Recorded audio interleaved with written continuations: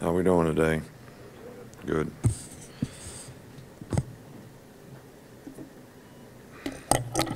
Well, I really don't have any different comments than I had after the game from a Mississippi State standpoint. We obviously did some good things in the game, made a lot of explosive plays on offense, executed in the passing game a lot more efficiently and effectively, and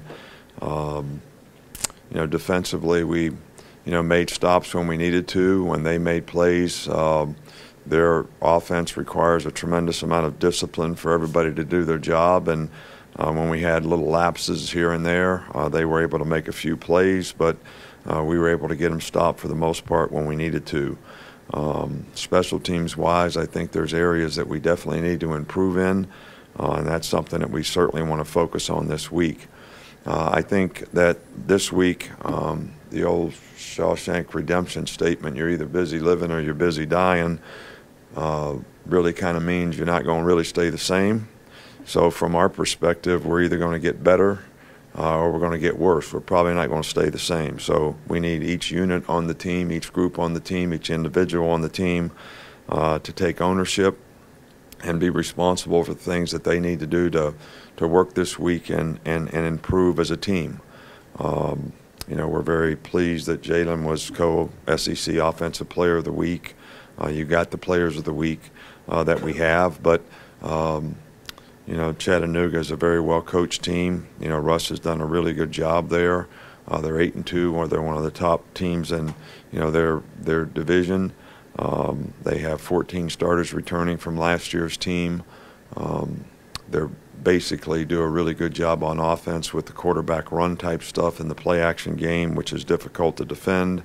They really play hard on defense and special teams, and this is a game that we need to focus on what we need to do technically to get better as a team, and try to go out and play our best game and build on what we did in the last game.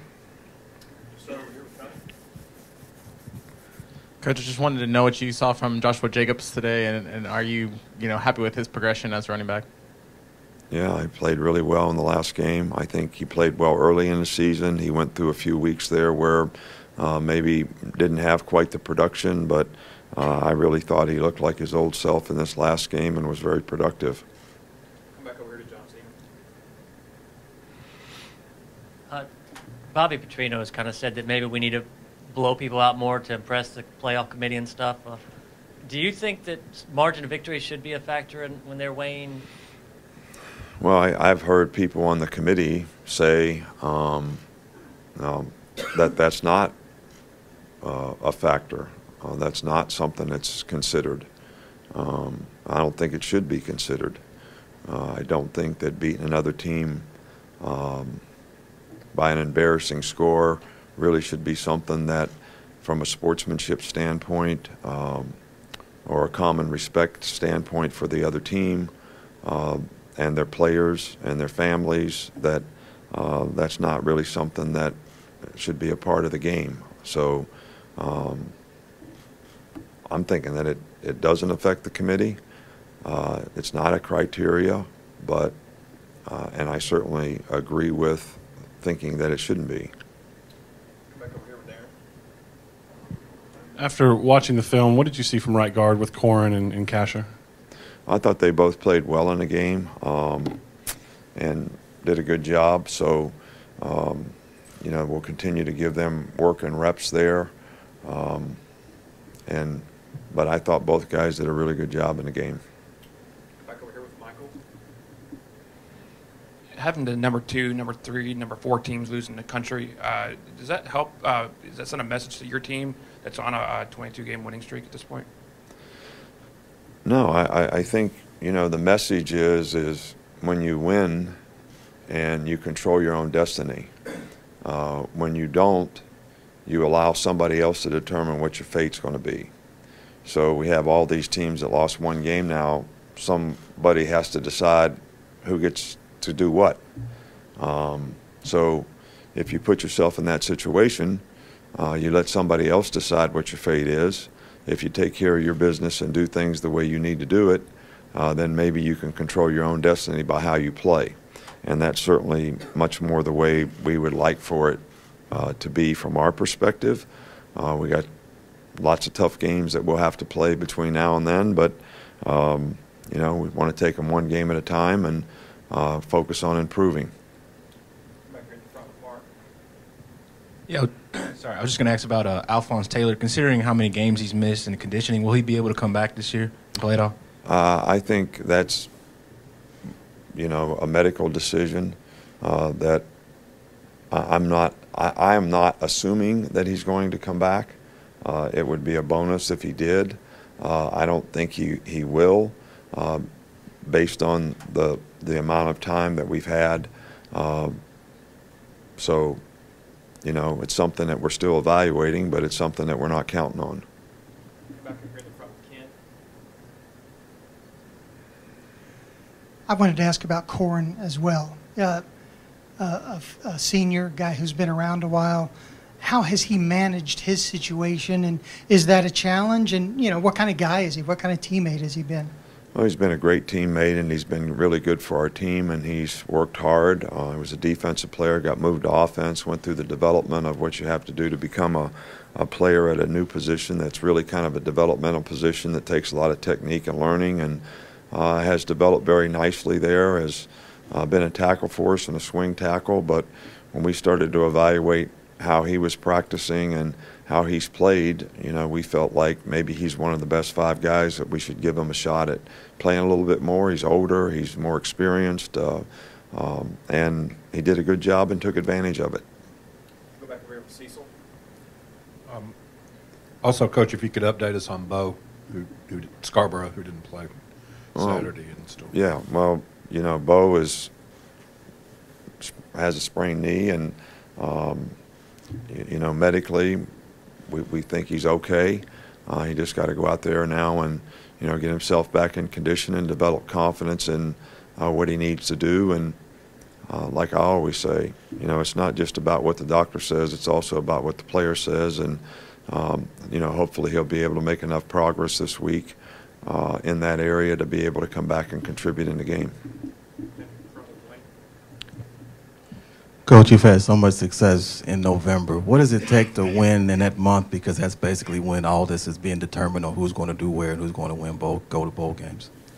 Well, I think players have to have a real focus on what they need to do right now, and I don't think that creating a lot of anxiety about I think what happens is, you know, players start getting result-oriented, and they start saying, okay, when we've lost in November, I think we played to keep from getting beat rather than been aggressive to play to win.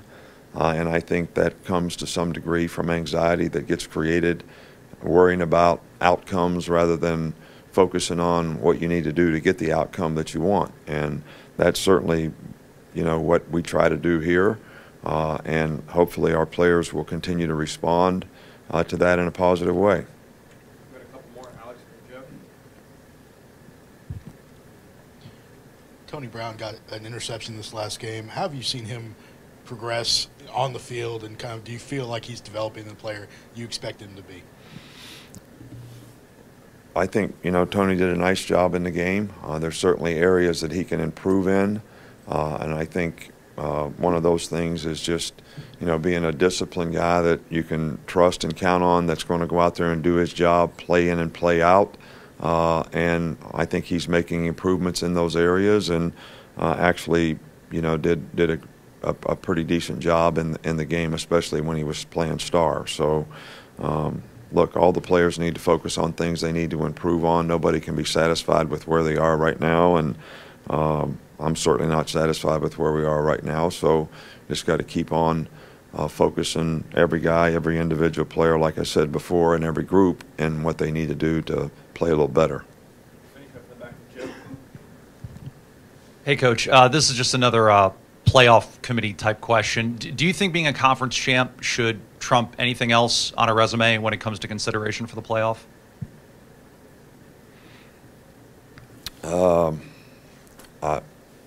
I think I could answer the question better if you gave me a specific scenario. I think that being a conference champ is certainly a significant accomplishment for any team or any program. But I also think that sometimes there are circumstances that a team could play really, really well for an entire season, and are we basing the playoff on the whole body of work that a team does throughout the year in terms of all the teams that they beat, the quality opponents they played against, or is it just about one game? And when you talk about conference championships, if you play a conference championship, some leagues don't even have conference championships.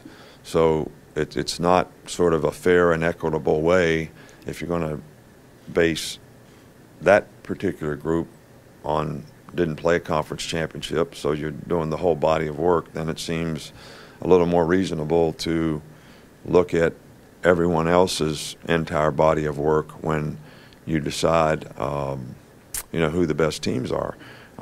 Hey, we won a national championship here and didn't win the SEC. I mean, I think that in that particular year, LSU and Alabama had the two best teams. So we had to play in the regular season. So we played 9-6. There are 42 guys, somebody wrote an article, that played in the NFL that played in that game on that field that day. So they were two really, really good teams. Well, both teams in the same division couldn't go to the conference championship, so we ended up playing in the championship game. So was that the right thing or the wrong thing? I'm sure everybody could debate that. But I believe that those were the two best teams. So it depends on what the goal is. Okay.